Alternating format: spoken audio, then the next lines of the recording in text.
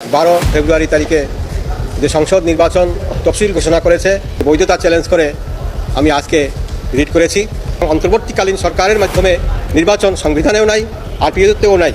একমাত্র নির্বাচিত সরকার বা তত্ত্বাবধায়ক সরকার ব্যতীত সংসদ নির্বাচন পরিচালনা করতে পারে না।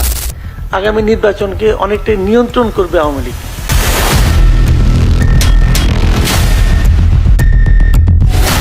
দেশের বিভিন্ন রাজনৈতিক দল ইতিমধ্যেই নির্বাচনী পরিচালনায় নেমেছে। ব্যানার, পোস্টার আর বক্তব্যে সরগরম রাজনীতি। কিন্তু জনগণের মনে একটাই বড় প্রশ্ন, আদৌ কি দেশে নির্বাচন হবে? আর যদি নির্বাচন হয়, সংবিধানের নিয়ম না মেনে সেই নির্বাচনের বৈধতা কতটুকু? বিশেষ করে দেশের অন্যতম বৃহৎ রাজনৈতিক দল বিএনপি এই প্রশ্নবিদ্ধ নির্বাচনী প্রক্রিয়াকে কি বৈধতা দিতে প্রস্তুত? কারণ ইতিহাস সাক্ষ্য দেয়, যে রাজনৈতিক সংগঠন মুক্তিযুদ্ধের চেতনাকে ধারণ করে সেই সংগঠনকেই অবশ্যই দেশের সংবিধান মেনে চলতে হয়।